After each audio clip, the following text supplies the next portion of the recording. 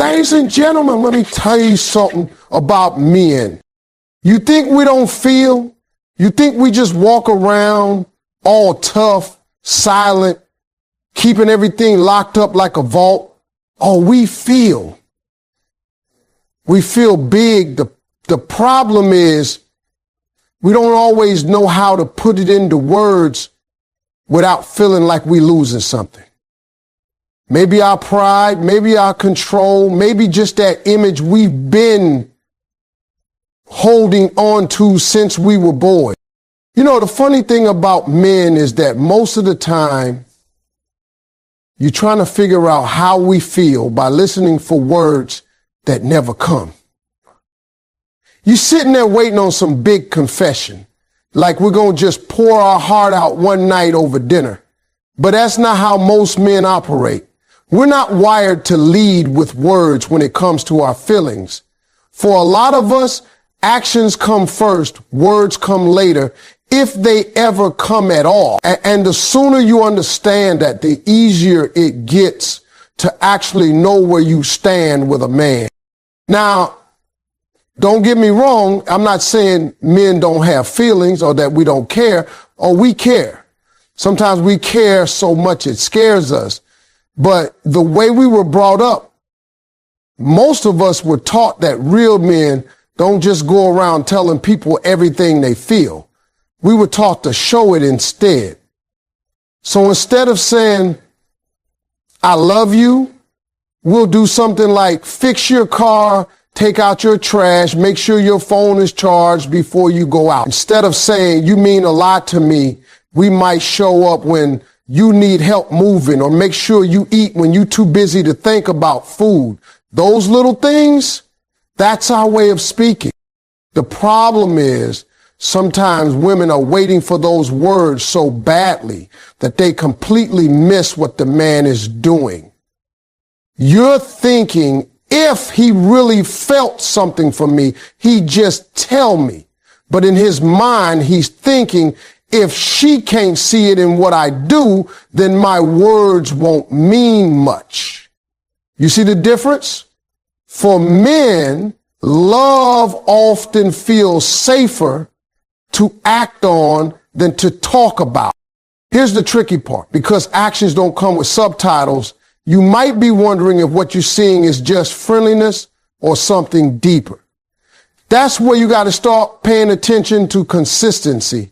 Any man can do something sweet once, but a man who consistently shows up, checks on you, supports you, looks out for you, that's not just friendliness.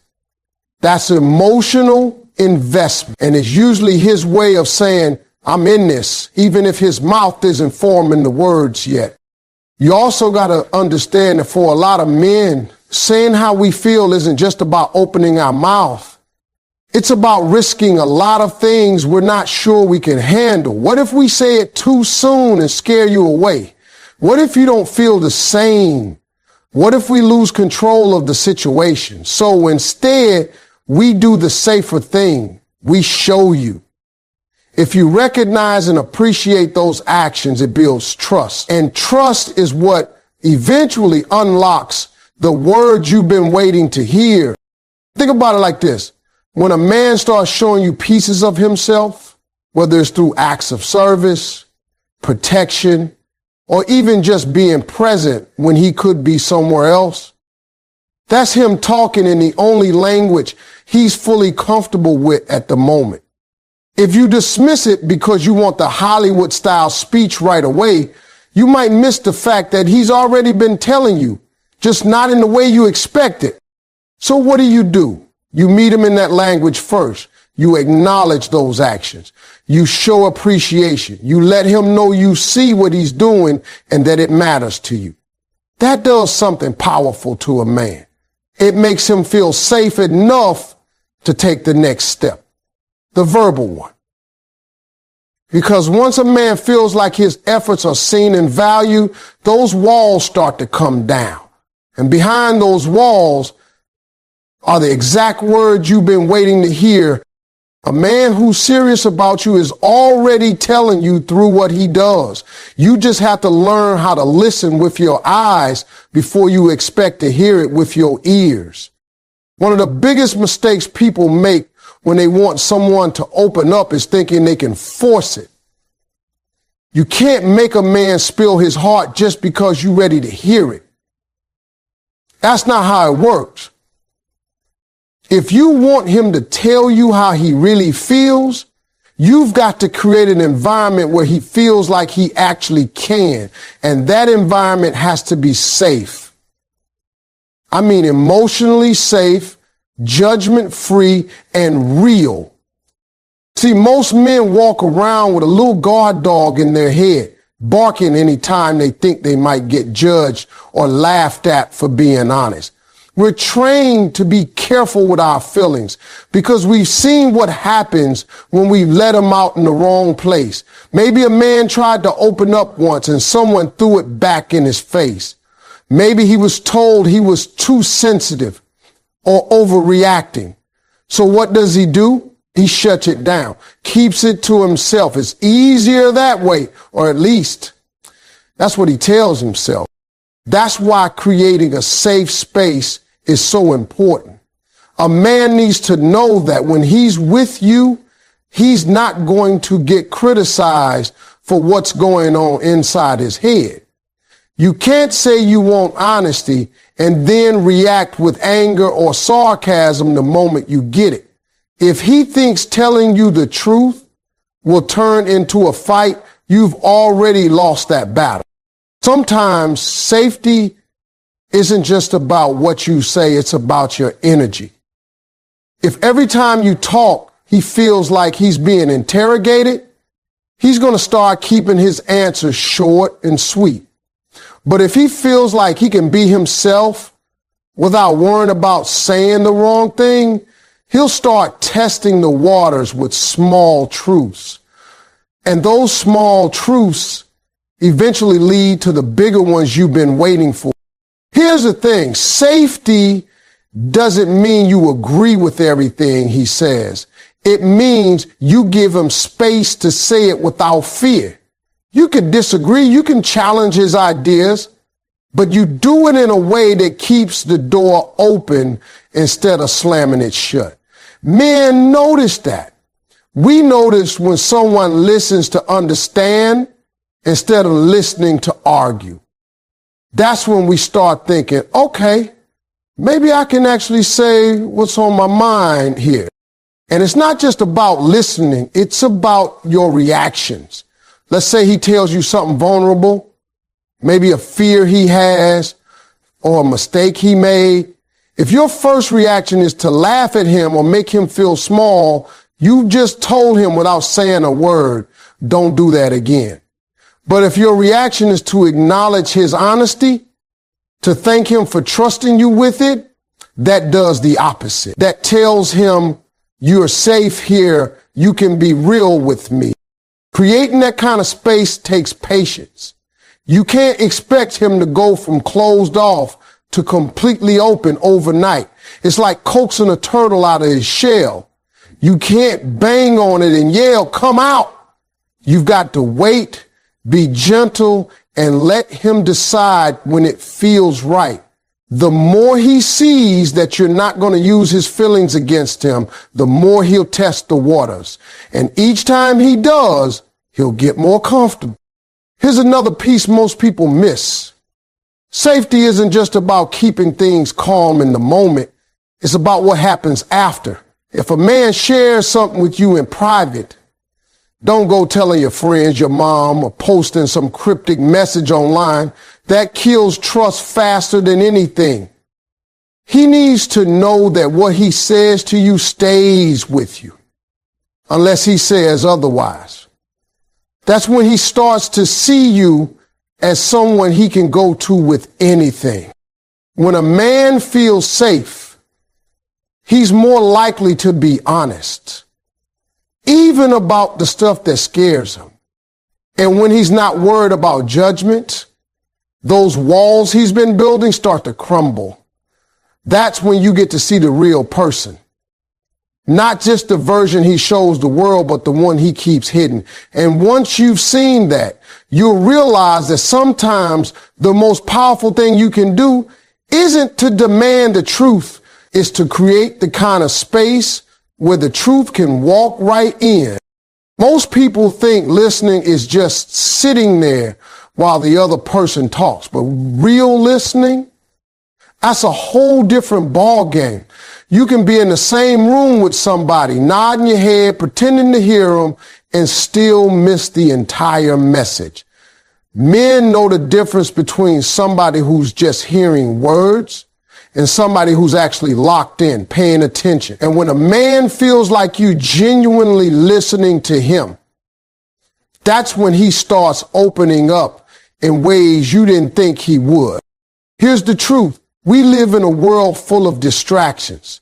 Phones buzzing, TVs on, people scrolling through social media while you're trying to have a conversation. That's why active listening stands out so much. It's rare these days. When a man's talking to you and you put the phone down, look him in the eye and give him your full attention, you're telling him without words, you matter. What you're saying matter. And for a man, that's huge. Active listening isn't just about being quiet while he talks. It's about showing him you're actually processing what he's saying. That means asking questions, repeating things back to make sure you understand, and reacting in a way that shows you're engaged. If he tells you about his day, don't just say, and move on. Dig a little deeper. Wait, you said your boss called you in for a meeting. How did that go? That's genuine curiosity. That's showing him you care enough to want the details. And let me tell you something. Men notice when you're curious about their world. We notice when you remember little things we said a week ago and bring them back up. We notice when you care about the small details, not just the big picture. It makes us feel like we're not just talking to fill space, we're talking to someone who actually values our perspective. See, a lot of men grew up in situations where they weren't listened to much. Maybe they had parents who brushed them off, teachers who didn't have time, or relationships where every conversation turned into a competition for who could talk the most. So when a man meets someone who actually listens, it's refreshing. It's disarming. It makes him think, maybe I can actually be myself here. Now, here's the catch. You can't fake it. Men can feel fake listening a mile away. If you're just waiting for him to stop talking so you can start, he's going to notice. If you're nodding, but your mind is somewhere else, he's going to feel that. And once he feels like you're not really interested, he's going to stop sharing. That's why genuine curiosity is so important. You're not just listening to respond, you're listening to understand. And when you combine active listening with genuine curiosity, you're basically telling him, your thoughts are worth my time. And for a lot of men, that's not something they hear every day. That feeling can make them more comfortable opening up about deeper topics, not just the surface level stuff like work and sports, but what's actually going on inside. Think about it this way. If every time you talk to someone, they're distracted, rushed, or dismissive, you're not going to give them the good stuff. You'll stick to the basics and keep the rest to yourself. But if you have someone who's leaning in, asking questions, remembering what you said last time, you'll find yourself saying more than you planned. That's what happens to men when you give them real attention. Sometimes the reason a man hasn't told you how he feels isn't because he doesn't know. It's because he's not sure you want to hear it. But when you show him through your actions that you're listening, that you're genuinely curious about his thoughts and feelings, you take away that doubt. You make it clear that you're not just there for the highlights, you're there for the whole story. And let me tell you, when a man feels like his words land somewhere safe, somewhere they're respected, he starts talking differently. He'll go from giving you short, guarded answers to opening up about things he's never told anyone. All because you took the time to not just hear him, but to really listen. One of the hardest things for people to understand is that when it comes to emotions, men move at their own pace. You can't rush a man into opening up the way you want when you want. If you try, you might get him to say something in the moment, but it won't be real. It'll be something he says just to get you off his back. And that's not what you after. The truth comes out best when a man's ready. And part of the magic is knowing how to respect that timing while still giving him a little nudge in the right direction. See, men have this thing where we like to be in control of our own story. We don't like feeling pushed or cornered. If we feel like you're prying into a part of us we're not ready to share, our natural instinct is to shut it down. That's not because we don't want to tell you, it's because we don't want to feel like we're being forced. When something feels forced, it stops feeling genuine. Now, respecting his timing doesn't mean you sit around forever just hoping one day he wakes up ready to talk. No, you can give him a gentle prompt. The key word here is gentle. You're not asking in a way that puts him on the defensive. You're asking in a way that invites him to share. Instead of, why don't you ever tell me how you feel? You might say, I really like to know what you think about this, or I'm curious how you see it. That doesn't sound like an interrogation. It sounds like an open door. And let me tell you, an open door is way more effective than a battering ram. You kick that door down with pressure and accusations, he's going to rebuild that thing with a lock, a chain, and an alarm system. But you leave it open, keep the energy calm, and he'll eventually walk through it. Sometimes it's also about catching the right moment. You can't expect deep conversations when he's stressed, distracted, or in the middle of something important to him. Timing is everything. A quiet drive, a relaxed evening, a shared activity where you're both comfortable. Those are the moments when he's most likely to let his guard down. Men often talk more when there's less pressure to make eye contact, like during a walk or while working on something together. It feels less like a formal interview and more like a natural exchange. And when he does give you something, even if it's small, you've got to treat it like gold. That's how you get more. If his timing gives you a little piece of the puzzle, you don't push for the whole picture right then. You appreciate the piece, let it sit, and trust that more will come. Pushing too hard after he's already opened up a little can make him regret saying anything. Respecting his timing is also about reading the signs. If he's pulling back, getting short with his answers, or looking uncomfortable, that's not the time to keep digging. That's when you step back, let him breathe, and show him you're not going anywhere. That patience is powerful. It tells him you're not here to force him. You're here to understand him when he's ready. And here's the thing. When a man feels like he has the space to come to you in his own time, he'll start doing it more often. He'll realize he doesn't have to guard every word because you're not going to pounce on him the second he shows emotion. That's when you start seeing real honesty, the kind that comes from a place of trust instead of pressure. So yes, timing belongs to him, but your role is knowing how to keep the door open, give the right prompt, and make him feel like he can walk through it without fear. Because when you respect his pace, you're not just getting him to talk, you're building the kind of trust that makes him want to. When a man finally starts talking about how he feels, that moment is delicate. You might not realize it, but for him, that's a risk.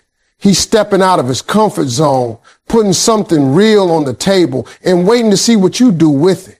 That's why positive reinforcement is so important. The way you respond in that moment can either make him feel safe enough to keep sharing or make him shut that door and lock it for a long time. See, a lot of men don't grow up getting rewarded for being vulnerable. Most of us get the opposite, teased, judged, told to man up. So when we do open up, we're halfway expecting a negative reaction. We're waiting for that laugh, that eye roll, that change of tone that says, you shouldn't have said that. That's why when the reaction is good, when it's warm, understanding, and encouraging, it catches us off guard in the best way possible. Positive reinforcement doesn't mean you have to throw a big celebration every time he shares something. It's about making sure your reaction tells him, I hear you, I appreciate you, and I respect what you just did. That could be as simple as saying, thanks for telling me that, or I'm glad you shared that with me. It could be showing understanding in your tone and body language. Sometimes it's not even about words. It's about giving him that calm, accepting energy that lets him know he didn't just make a mistake by opening up. The big thing here is to avoid using what he says against him later. That's one of the fastest ways to kill trust.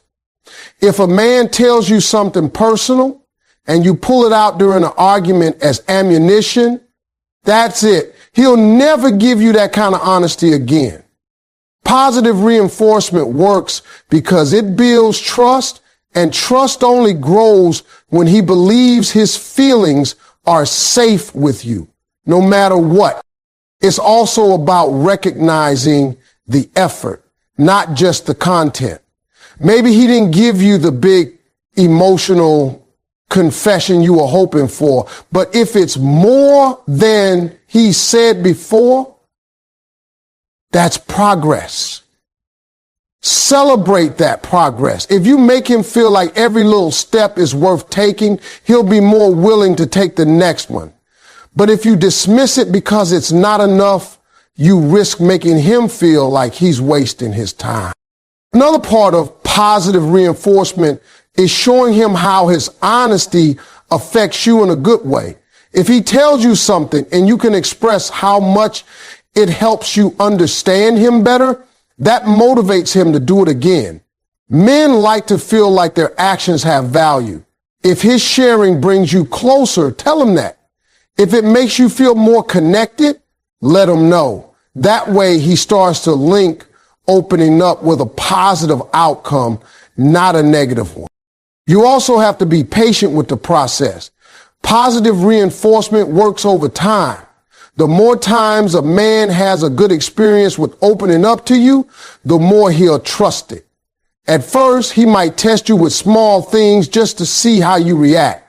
But if every reaction is steady, supportive, and respectful, those small things turn into bigger truth. And don't underestimate the power of gratitude. Saying thank you when he shares something real might seem simple, but it's powerful. It tells him you don't take his trust for granted. A man who feels appreciated for his honesty is a man who will keep being honest. So when he gives you a piece of himself, treat it like it's worth something, because it is.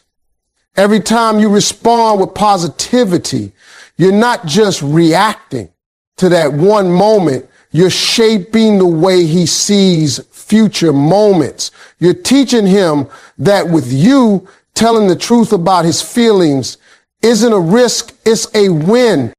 One of the biggest reasons men keep their feelings locked up is because somewhere along the way, we were taught that showing emotion makes us weak. From the time we were boys, we heard things like man up, don't cry, tough it out. That message gets drilled into us so deep that by the time we're grown, we believe vulnerability is the opposite of strength. And that's why even when we feel something deeply, we hesitate to let anybody see it. If you want a man to tell you how he really feels, you got to flip that script for him. You've got to make vulnerability feel like strength. When a man opens up to you, you can't treat it like some rare accident. You've got to treat it like a moment of courage, because for him it is. He's going against years of conditioning to hand you a part of himself that most people never get to see. The way you respond in that moment matters. If you act like his feelings make him less of a man, even subtly, he'll pull back and never go there again. But if you make him feel respected for sharing, if you show him that you admire his honesty, you start to change the way he views vulnerability. It's no longer a weakness. It's a move only a strong man can make. Sometimes it's about the language you use. Instead of saying, I didn't think you'd ever say that, you could say, I appreciate you trusting me with that. Those words turn his emotional openness into something valuable, not something strange. If he feels that strength in the way you treat his truth, he'll start to believe it too. You can also show him through your own example. When you're willing to be open and honest about your own feelings, you're showing him that strength comes from being real, not from hiding. Men learn a lot from what they see. And if he sees that vulnerability in you is matched with respect and connection, he's more likely to try it himself. The other key is consistency. You can't praise his openness one day and then make fun of it the next. If you want him to see vulnerability as strength, you have to treat it that way every single time. Over time, that builds a new association in his mind.